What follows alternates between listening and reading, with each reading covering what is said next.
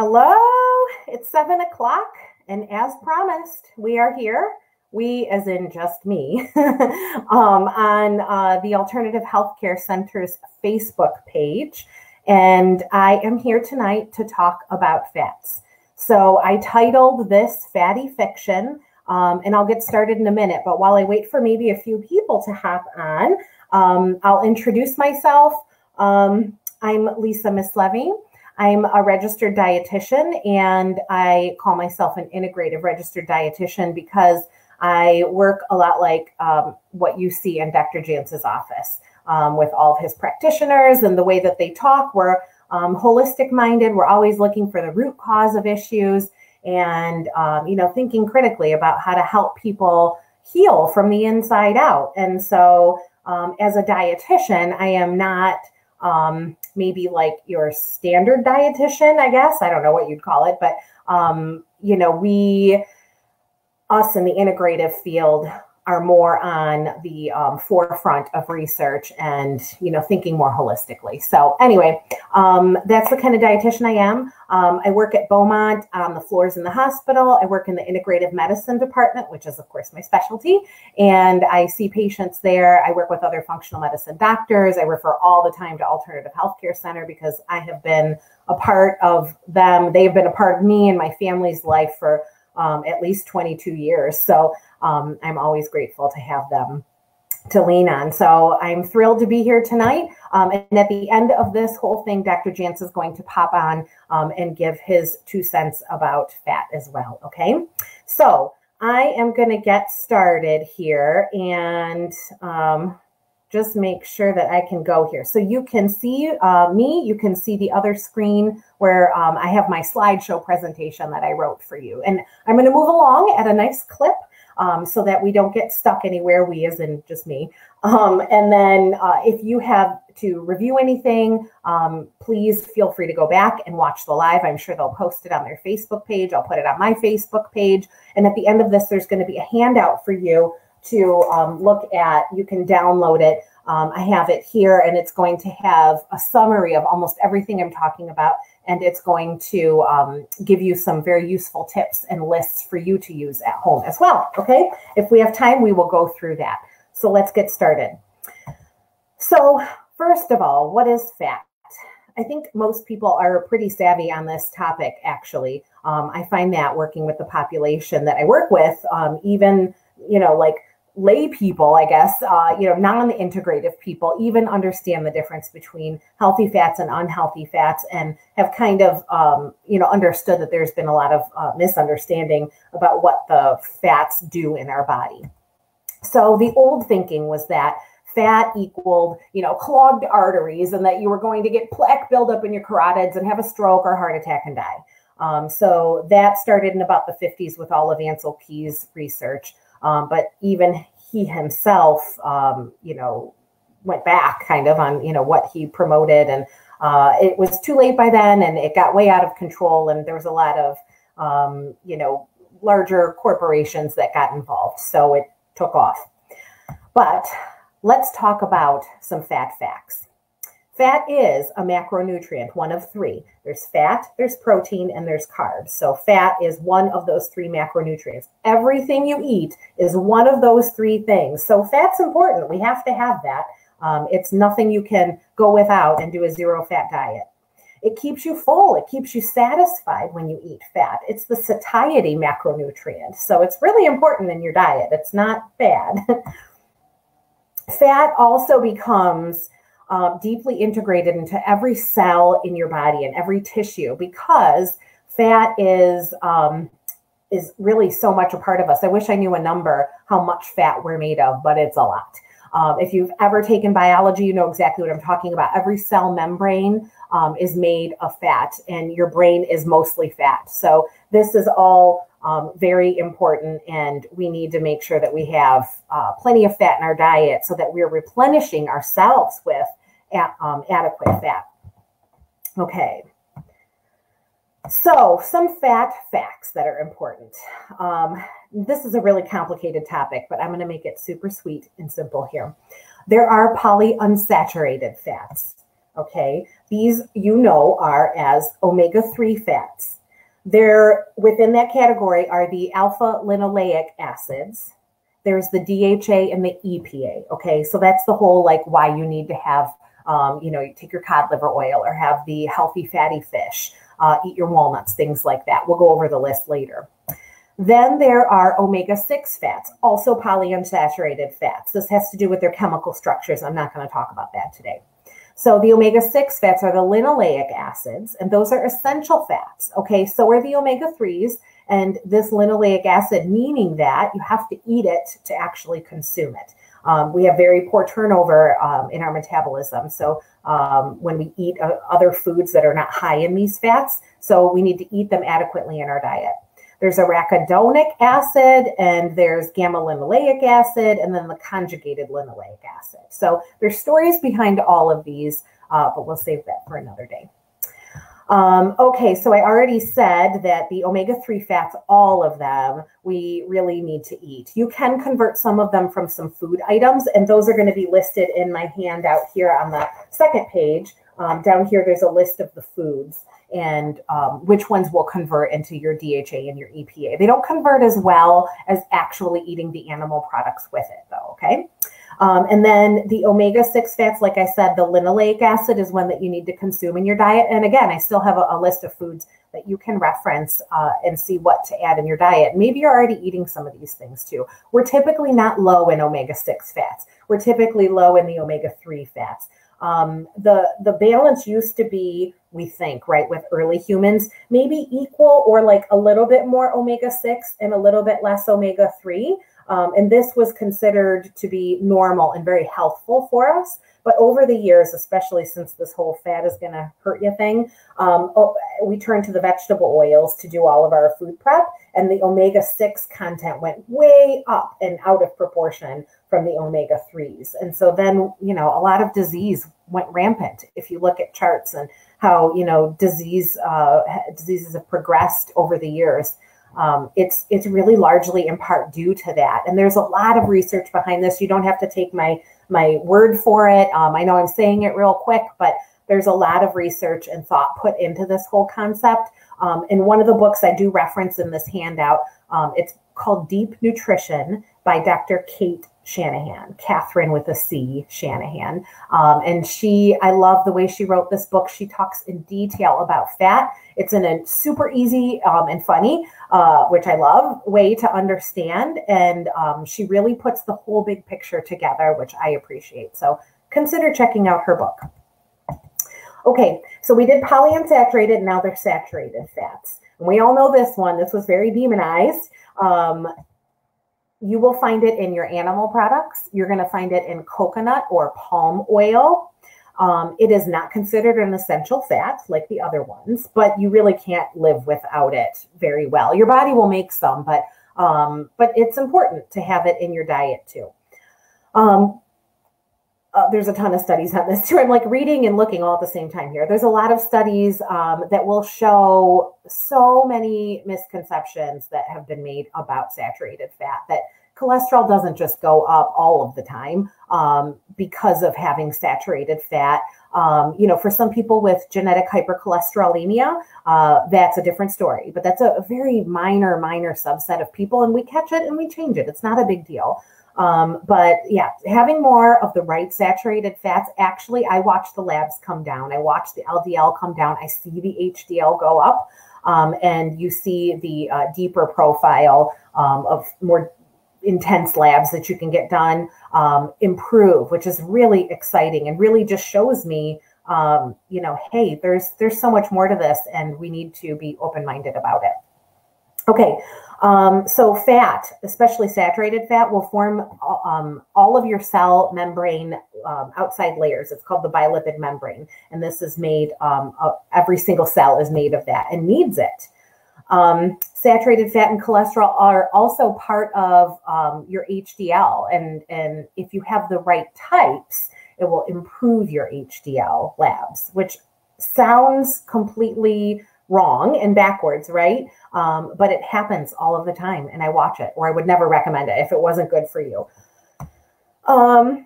It also helps reduce the risk of stroke, if you can believe that, by having adequate fats. It actually strengthens the arterial lining of your cardiovascular system. So it's actually important to have the right fat there, not the bad fats we're going to talk about. And after they're damaged, it actually will damage your cardiovascular system and kind of rip at the lining of the veins and arteries. Okay, and it's great for brain health. Your brain is mostly made of fat.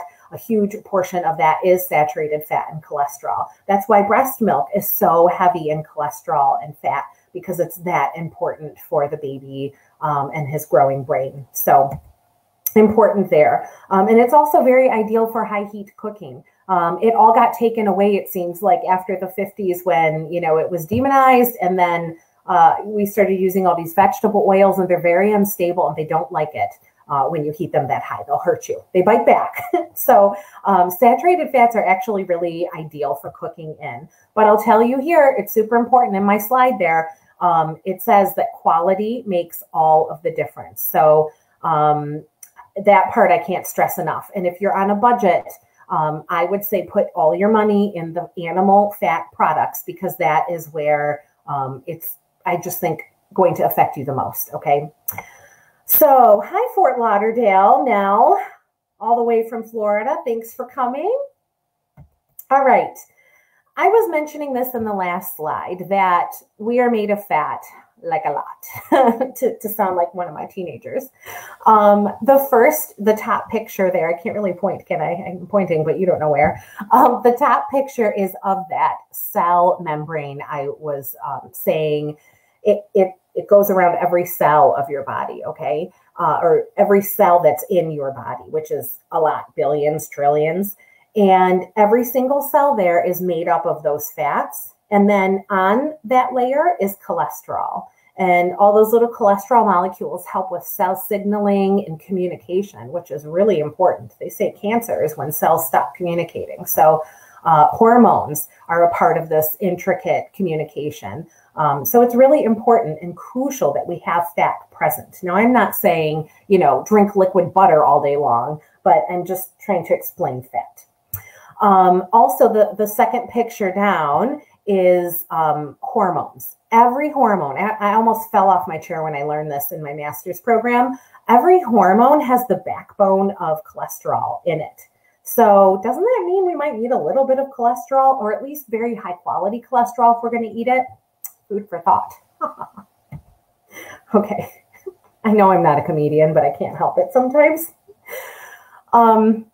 All right, so let's talk about what the oils are that we don't want to have. Okay, so the bad oils, the unhealthy oils, they're all very highly processed oils. Dr. Shanahan says in her book that healthy oils are not made in factories. Wait, no, what did she say? She said oh, darn it, I can't remember. You have to read the book to get it, because that's not true. A lot of fat, everything is made in a factory, isn't it? All right, scratch that. Moving on, vegetable oils, the ones we want to avoid, the bad ones. Canola oil, corn oil, I have on that list. Soy oil. I don't have vegetable oil in there, but that's on the shelf too, right? And it sounds harmless, this vegetable oil. Yes, Fran, I know. Sunflower seed oil, cottonseed oil, grapeseed oil I have on there. Now that one is like slightly controversial. Some people will put it in their list of okay oils, and other people will say it's still a seed oil that's highly processed and shouldn't be consumed. And I say, I don't know. I'm not a lipid Scientologist. I really can't say for sure. But based on my research, it's so divided that I say, let's just cut it out. You know, there's plenty of other oils that we can include. And it doesn't mean, by the way, that you're never going to eat these oils again, right? We're still going to live life. We're still going to go on vacation and eat out sometimes, right? And these things are going to be present. You might have a favorite snack that you eat once a week and it has one of these oils in it. I mean, it's okay, right? Like, it's not ideal, but we can't, you know, we can't live totally stressed out. I get people like that in my office too, who have read a lot and they're at the beginning of their journey and they're panicking and they're barely eating anything and they've lost 20 pounds and it can get nerve-wracking. So I don't want people to go there. I just want you to be aware and make the best decisions possible in the moment. Okay. So safflower oil is another one. And then non-butter spreads, meaning I can't believe it's not butter. I can't believe it's still sold. I can't think of heart balance, smart balance, heart health, any of those. And even the organic and vegan ones that really have like pretty labels and say nice things that make you feel like they're really healthy. They still, if you turn it around, it's still these oils. So it's nice that it's organic and maybe better, but it's still going to act that way in your body. It's still going to damage the cardiovascular system. And I just don't think we need it. I see people do way better on, grass-fed butter or coconut oil or things like that. So don't go there. Okay. And if you have questions, you can always email me after. All right. So where are those bad fats found? Sadly, just about everywhere. You can see by these pictures, hopefully they're big enough on your screen. The top one is frozen meals.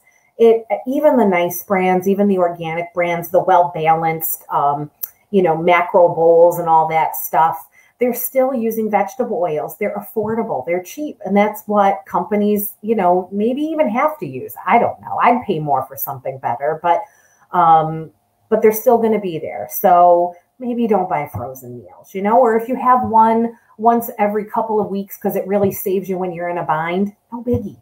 Don't stress about it. But now that's where they're at. Turn them around and look at them. Prove me wrong. If you find one that has, one of the approved oils from my lists here that I have in these handouts, let me know because I can't read every product and I want to know these things. Okay, the two pictures below that one shows your pantry. And my whole dramatic point there is that most things in your pantry probably have vegetable oils in them from the no-no list. So start turning things around. Maybe you thought the list looked good for other reasons, but you didn't really think about the vegetable oil in it. Look at it. It's there. You can now purchase other things at Whole Foods. It doesn't mean everything in there is perfect. Or like Trader Joe's. There's some websites, I can't remember now if I wrote them down, but like thrivemarket.com or thrive.com. They have a lot of these products I'm talking about. Amazon, of course, they have everything except family members that you can buy. So I just cracked myself up there. But yeah, so you can find these things online, no problem. And if it's not clear to you what you can buy, just let me know. And then I have a picture of restaurants because every restaurant is going to use these products in their cooking. I've been to even an occasional fancy steakhouse and you ask for butter, but you can taste that it's margarine. It's not butter. It's expensive and they don't want to use it. So it's when you go out to eat and sometimes they'll even fry eggs in it. It's in places you're not thinking. And I've had a few patients actually tell me that they react, they can eat eggs at home and they're fine, but they'll eat eggs in a restaurant and feel terrible. And it might not be that they added milk to scramble them, but it might be that that they're fried in oil, So a lot of people are sensitive to the oils used at restaurants. And Fran, I see your comment. It drives me nuts too, that you're at a health food store, you're paying the premium prices for these products, that you can't find anywhere else. And they still put these oils in there. So, I mean, I'm not saying we all need to make our own crackers, which I have, and it's, not that bad, but still really and we all don't have time to do that all the time. Okay. So what's the problem with these fats? Now, I mean, this could really go on for another week of me talking about it, but we're just going to get right to the point. Okay. And I think everyone understands what I mean when I say inflammation, right? So you see the picture of the Crisco, vegetable oil, or any of those bad ones. It inflames the body, okay? So you're eating it in your food. It's going into the digestive tract. You're going to metabolize it. But those fat molecules, damaged, whatever, they're going to go into your bloodstream, into those chylomicrons that are actually well, it's going to go both into your lymphatic system and your bloodstream. It's going all over the place, and it is going to like download itself into cells that need a replacement fat. Okay, just to simplify it. So you're going to start being made of that. And Dr. Shanahan's book, which is just really great at explaining things, she says it could take 6 to 12 months for that fat turnover to happen. So let's say all you've eaten was vegetable oil your whole life, and then you switch over to healthy fats. It could take 6 to 12 months for your body to like have a complete turnover to like the healthier types of fat molecules that you're made of. So it's a long-term commitment when you have something like this, which is why I say put your money in the fats. Organic vegetables and produce is always important, but I really feel like I'm making a case here for the fats. And then we see the inflammation, which I have the flame here, the match on fire. The inflammation eventually leads to disease. You know, there's a lot of us in the field that say all diseases start from some sort of inflammation. And most people, when I tell them about that, it makes sense to them. So you can see just even in your joints, right? Like they're inflamed, they're red, they're hot, they hurt. And eventually it leads to, osteoarthritis, and you need a replacement. So I think you can see what I'm talking about. This happens everywhere, like the brain too, by the way. And I think I already kind of explained this slide, right? Vegetable oils, they're very adulterated. They're squeezed so that all these seeds are producing all this oil, and it's really stinky and ugly gray liquid that comes out. So then they have to deodorize it, and they use a lot of heavy metals in all of that. They have to, process it so that it's not that color, and then they have to add flavors and colors and all these things to it. So it's not like you're just getting straight up oil. My family lives in Italy, and they go and pick olives, and they actually take it somewhere where it's like this huge stone thing. I mean, they're not using their hands, but they're actually cold pressing the olives, like that is the oil you want to use, but then you don't want to fry with it, Dad. So it becomes part of you, damages you, especially the cardiovascular system. Okay. So that's really where I think a lot of our problems lie, in all the heart disease that we have. And it's not from, pasture-fed bacon. All right. So what are the health conditions related to eating bad fats? High blood pressure, because the arteries, they get stiff. They're, made of these bad oils now, so to speak, and they can get stiff and kind of paper thin. So it makes blood pressure go up because they're not elastic anymore like they want to be. Yes, they also, thank you, Dr. Jantz, they use the bad oils in the restaurants over and over. You're totally right. God, yeah, see, there's so many things that we could talk about, but yeah, it's not like they just, freshly press this oil and then kindly make your food in it and then get rid of it like you do at home, right? They're reusing it because it's expensive, and they have to, serve a ton of people in a day. So they're going to keep reusing it. So it just adds to the grossness. I forgot who I know worked in a restaurant who said when they throw it out, the used oil after a week, oh, is it my husband? He's a store manager for Kroger. And I think he was telling me about when they throw out the oil from the chicken fryers or something like that, how bad it smells. That like people will vomit because it's just so disgusting. So why are we eating that? All right. Anyway, that was gross. So back to what goes wrong in your body. This is all pretty negative, isn't it? High blood pressure, diabetes, and insulin resistance actually can come about as a result of having these terrible fats in your body. Can damage your insulin receptors. The arterial damage we talked about, brain function. So your brain is made of a lot of fat. No surprise that it would be bothered by having a poor fat intake. But then the inflammation in the brain adds to that. So lots of brain diseases, right? Like the dementia umbrella, the Parkinson's, all these things. And not to mention the autism that's out of control. There's a lot here at play. Do you see how intertwined it is? Cellulite. Your skin might not look great if you have too many of these bad fats, especially fried over and over, and not enough healthy fat. Omega-3 fat We need that for proper skin health, psoriasis, eczema, any of those things, all benefit. In your liver health, Dr. Jantz is going to talk later about liver and gallbladder function related to fat, but your liver, I mean, sugar can make a fatty liver, which might sound kind of crossed there, but having bad fats is also going to negatively impact your liver function, and you don't want that. So what are we going to do instead? Let's turn this up a notch here and get a little more positive.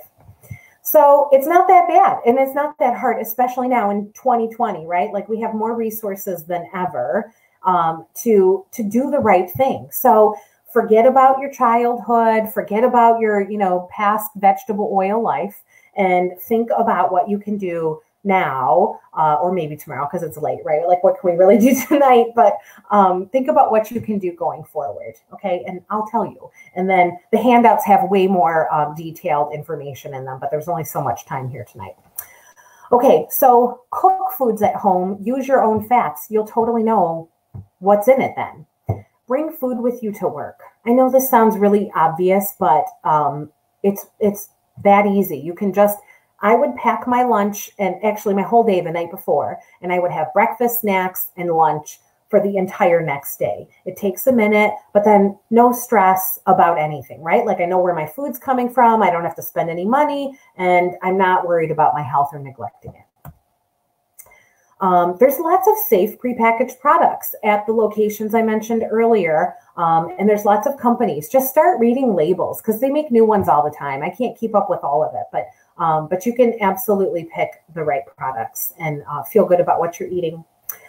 Oh, and then I said this earlier, it doesn't mean never have fun again. No one's perfect. I'm not perfect. No one expects anyone to be perfect. So don't freak out, okay?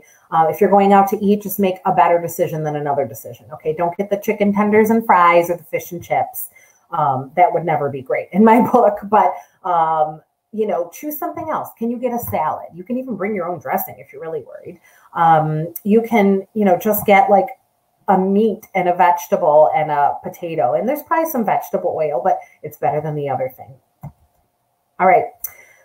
So, I kind of brought us back down for a second here. I should have put this before the last slide, but what are you going to eliminate and replace? Margarine, salad dressings, rice and soy milk. If you can believe it, rice milk is full of vegetable oil. I had to double check that because I had forgotten that was true, actually. Soy products. Okay, so if you are a vegetarian or a vegan, but relying heavily on these processed products to have an easy meal, they're going to have vegetable oils and a lot of other really bad things in there. So read your labels, okay? Breakfast cereals, crackers, chips, granola, anything in a box or a package is probably going to have a vegetable oil in it. Nuts that are roasted, like all the Planters products or any of the seasoned nuts, are all going to have vegetable oils in it, and probably not the ones that we're talking about. Obviously, fried food, breads, buns, muffins, cookies. These need a fat in them, and they're often using a vegetable oil. We already talked about the frozen stuff, box stuff, in all restaurants, okay? So this slide has, now there's way more healthy fats and oils. These pictures are representations of good substitutes to use. I keep all of these in my house, actually, and maybe a couple more, but basically this is what I reach for at every single meal where I'm using a fat to cook with or prepare with. There's way more products available out there, but I think it might get kind of silly and overwhelming to know about all of them and carry all of them and compare the details. Overall, this is what I keep on hand, okay? So I still use mayo. It's not a bad food. It's just better if it's made with avocado oil. You can buy this product. Primal Kitchen is one of the brands. Sir Kensington is another one of the brands. I forgot the other food, something Chosen. Anyway, you can look it up. Just Google it. And you'll see all the ones I'm talking about. And again, you can get them on Amazon. Sometimes Costco has a nice big jar that actually saves you money. You can find these things.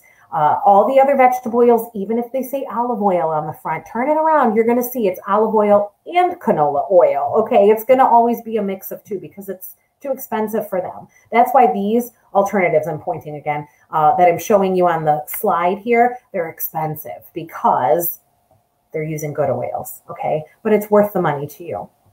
I'm telling you that. The next one over is olive oil. The next two over, actually both olive oils. One is extra virgin. We never want to heat that oil. Just add it to your salad dressings or on, you know, your tomatoes and bocconcino ball salad or something like that. Have it raw. Olive oil can take a little bit of heat, so you can use that in a pan. You could do low heat sauteing. You can bake in the oven, maybe around 350, but I wouldn't go higher than that. Or you can use it in baking baked goods. But olive oil, these two I keep around. Never cook the extra virgin, okay? And then coconut oil and avocado oil. Oh, I forgot the avocado oil on there, but it is on my handout. There's an avocado oil spray, which I actually found recently, and I was pretty excited about this. It was at Target. I use this in my air fryer, and I use it like if I'm making waffles or something like that. So that's kind of cool and affordable. But then I have the list of all the oils I keep up here too.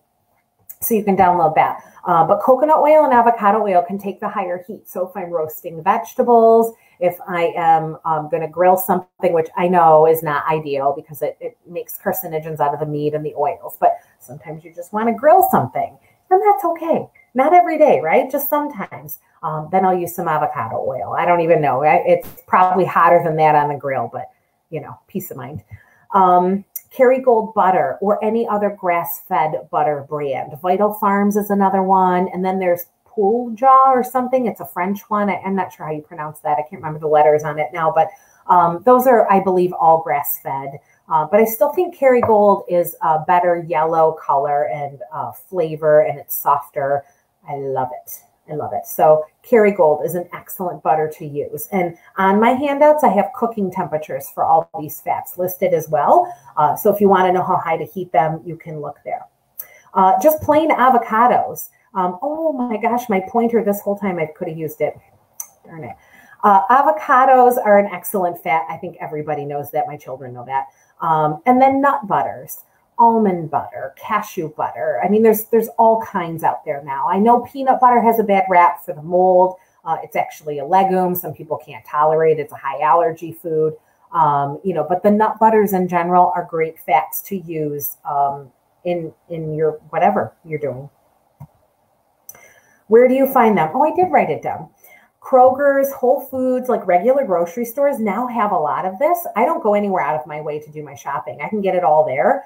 But if you want to look for more brands or better prices, there's one I list here under the websites called Netrition. I just did my first order with them, and you can get a lot of these products through them, and they're actually a better price than I find. Hi, Amanda.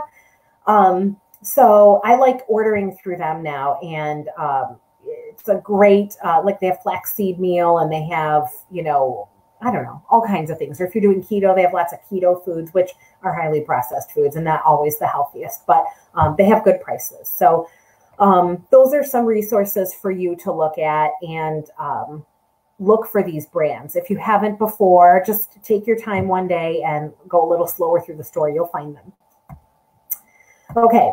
So here's where I mentioned that I have the reference guide that I showed you, and it's got the bad fats, where they're located. It's got cooking temperatures for the good fats. It's got a list of my favorite fats to keep in the kitchen that I cook all my food with.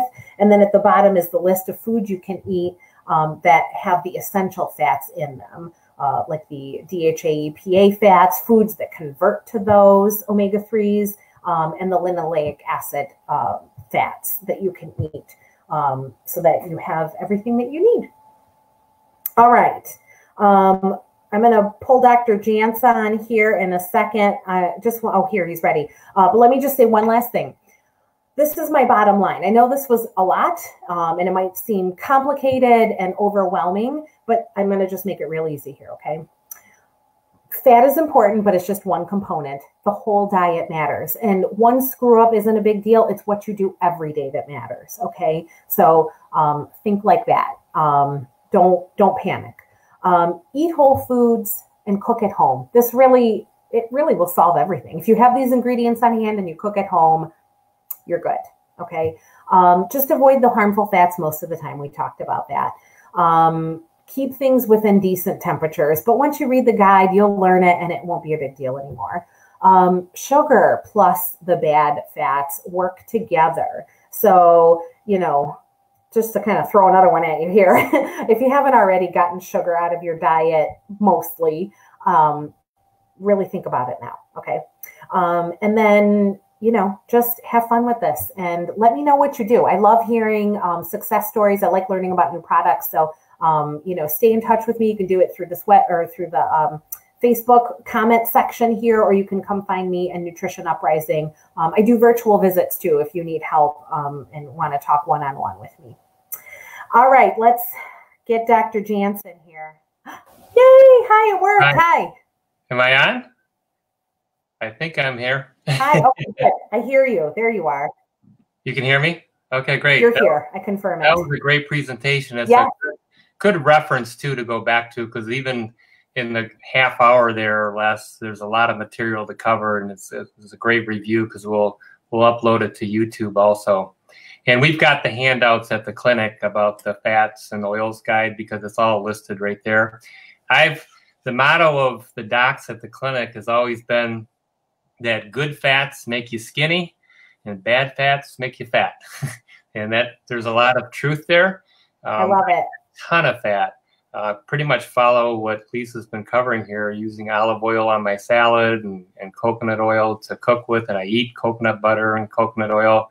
And one of the things about fats, you've already mentioned it, but it definitely satisfies you so that when you're hungry and you're trying to lose weight or you're trying to cut your carbohydrates down, the fat can be the savior because you'll never get through a dietary modification if you're hungry all the time. So fats is kind of the key.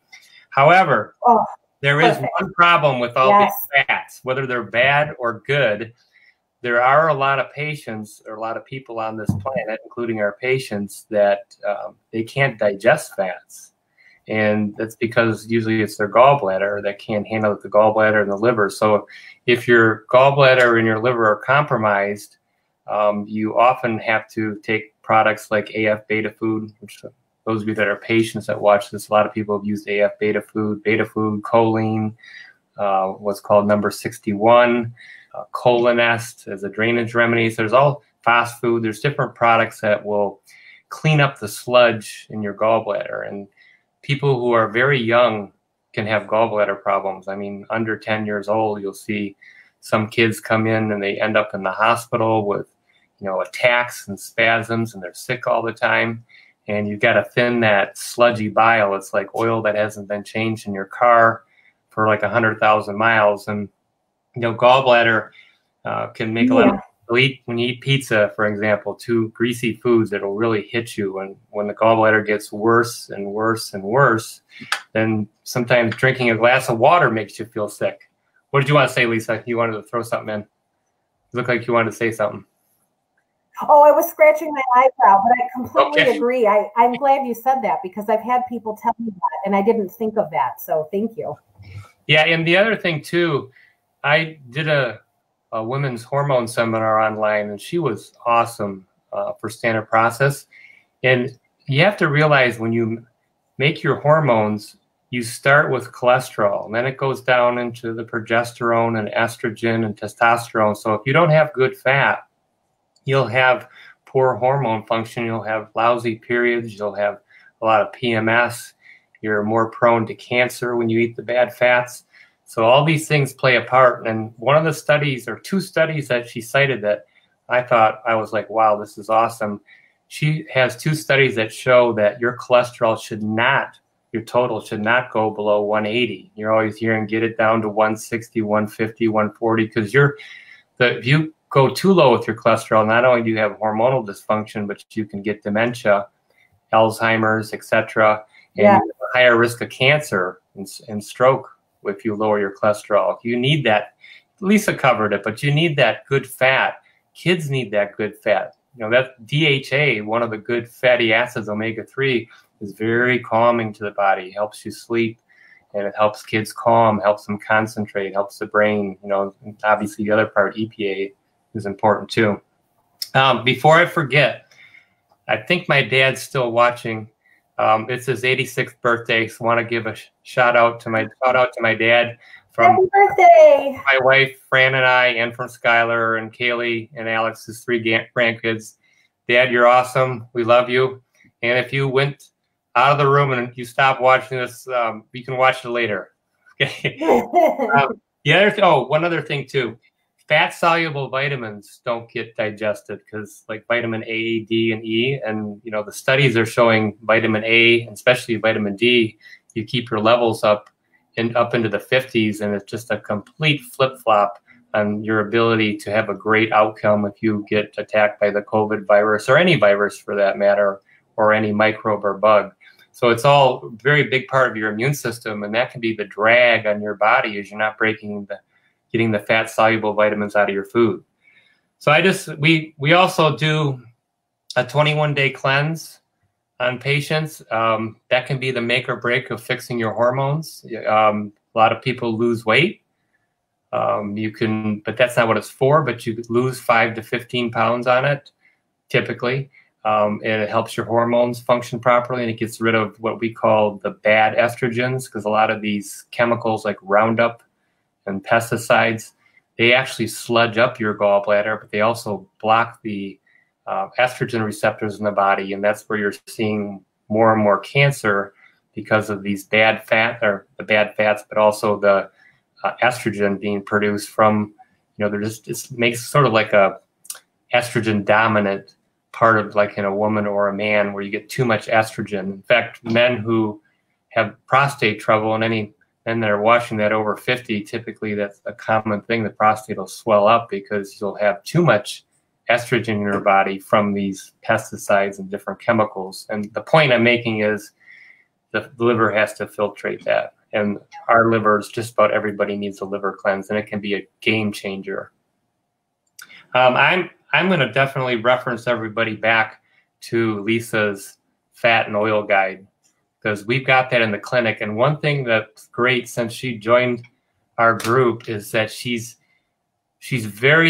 covers it all, but she keeps it really simple. Because you guys, moms, dads, it's a busy life. It's a stressful life, but she keeps it so you can just look at it and you can get the information. You don't have to read a whole book, and you can get the major things, and we're going to upload this to YouTube, and you can watch it at a later date. Did you want to add, did you have another slide to go through, Lisa, or are you pretty much wrapped up? I think I'm done. Let me see here. Thank you so much, by the way, for the compliment. I'm going to go ahead and, as soon as we're done, because I don't want to screw up this mojo I got going on here with, with all these things open, I'm going to post the link to get the guide, so you could download it now. Dr. Jantz said he has copies in the office, so if you're popping in there, you can grab it too. It's free, of course. And then Joyce earlier asked a question about a go-to guide for or easy meals or something like that, which I absolutely have. So I'll post a link for that too. And then Fran asked, why do some people get bad digestive reactions to tomatoes? So I just want to answer Fran real quick here. And my 2 cents about that, it could be many things. It could be an intolerance. It could be more of like, it's a high FODMAP food for some people. So it could cause gas and bloating there. It's also a high histamine food. So it could be a histamine reaction. And people with IBS or IBD, it's a raw food, and tomatoes and cucumbers tend to be a little worse than something else. But that's all I've got. What about you, Dr. Jantz? I think you pretty much covered it. I mean, okay. It's the acidity of it bothers some people, but I think it's more like what you were talking about, where inside the intestine, your body's just not able to break it down, and at those FODMAP areas. I don't know, maybe I don't want to throw misunderstood, just really fast explain FODMAP so nobody goes to sleep. Fast. Okay, yeah. So FODMAP is an acronym for healthy fiber foods. And some people who have IBS and get real gassy, bloaty, maybe diarrhea, constipation-y, they don't tolerate foods high in FODMAPs, these otherwise healthy fibers. It kind of feeds the problem, so to speak. So FODMAPs are something that you would limit when you're trying to work on that problem. So it's a bigger explanation, but that's the simple part of it. So. Okay, cool. Yeah. Yeah, I mean, we're going to do, or I'm going to do a seminar on the dangers of psychiatric drugs and alternative solutions to them, because the one we did kind of blew up, about a month ago. We had some technical difficulties. So I'm going to redo that in the near future, but we'll give a shout out. We're going to keep this going and keep putting stuff out to you guys. And don't forget, you go to Alternative Healthcare Center and load the YouTubes. We are open and back to regular hours, and basically everything's going great. We're cleaning the table between all patients. Doctors wash their hands between each patient. Everybody's wearing a mask. I know people have different, some people don't like the mask. That's a whole story in itself, but we wear the mask. So there you have it. Lisa, did you have anything that you wanted to? Oh, I mean, always a ton more, but I'll be done tonight, and we'll do it the next time. Okay. All right. Well, thanks for having me. Have a great night, you guys. All right. Bye, everybody. I'll post everything in a second.